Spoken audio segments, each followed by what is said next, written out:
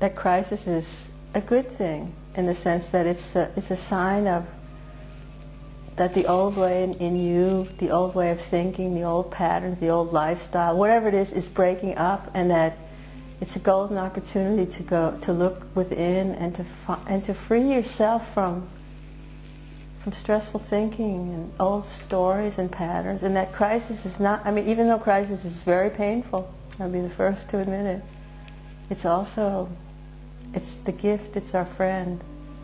And of course, if we don't have tools to deal with it, then we are afraid and we try to suppress it, of course, and we take pills or we drink or whatever we do to run away from crisis. But I would like to say that in my experience, there are tools. There are good people out there, there are good teachings, there are people who can help us, and that to be brave and to go into crisis and to know that you will, not only will you come out of it the other side, but you will be so much better, whatever it is. So yeah, so crisis is tough but good. In nearly all the self-help books I read, it's all about following certain steps to achieving a certain wished-for result. However helpful these guides may be, there was always a question in my mind why there was never any mention of the hopelessness, pain or frustration that must have preceded the often wonderful insights.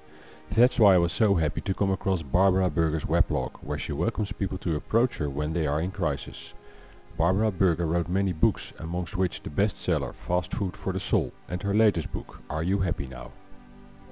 And the books come because I've had so many problems and so many crises. It's had so much suffering in my own life that it has motivated me to seek the truth. She has a close working relationship with her son, Tim Ray, who also happens to be an author of spiritual adventure stories such as the Starbro series. What can be more fun than this? To try to answer the most basic questions about our existence. Who am I? What is this? When you think about it, this, what is it? Together they explore the fundamental truth of our existence and report back to us on their insights.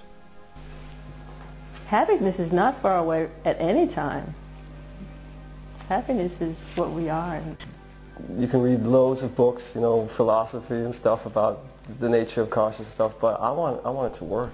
In dealing with crisis and attaining happiness, Barbara and Tim often talk about getting real. Feeling this is essential in their work, I was very curious what they meant by it.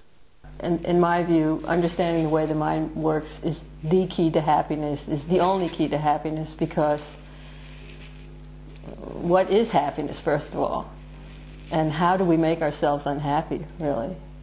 And so the premise of this book, as is the premise of all my other books, is that the way we think, the thoughts that we entertain, determine our experience of life. And that's the key to understanding our experiences. So basically this book is about investigating your thinking and understanding where your thinking, the thoughts that you're entertaining, are not in harmony with the way things are, with life itself, and the stress that creates, the unhappiness that creates. What is the nature of reality? What is this thing called life? Who am I? What's going on? How does my mind work? What is the cause of suffering? And as far as I can see, if we can answer this fundamental question, what is the nature of reality? Then we can also answer the other question, which is, how can I experience the happiness that I seek? Because they must somehow be interconnected. And that's what we mean by getting real. The first, I think, is a clearer understanding of the way the mind works, clearer understanding of why they're suffering, and also a clearer understanding of what is the pathway out of that suffering. And the second thing that they go home with is how, some practical tools to actually work with this in their practical lives. How can I work with this in my relationships, at the job, with my finances, with my physical bodies, all the things that comprise my life. And I think also they go home with a lot of fun, because we also have a lot of fun in our workshops. To be authentic, to be kind to yourself, and to find out that your reality is your reality. Instead of spending your whole life struggling against what you are and what is, it's like, oh,